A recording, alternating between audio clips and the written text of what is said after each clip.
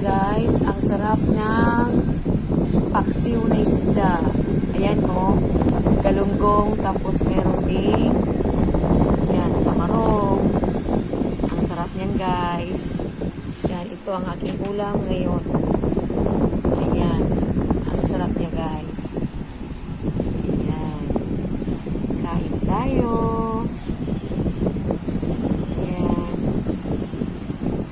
Meron din itong chorizo, guys. Ayan, masarap to, guys. Ayan, kasi gawa ito ng mga taga Cebu. Ayan. Masarap to. Kain tayo. Pakasarap nito, banana Q. Ayan. Para sa snacks ba? Ito. Nagtitinda rin sila ng banana Q.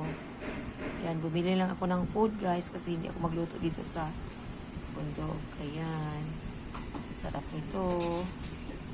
Yan ang pinakamasarap guys. Empanada.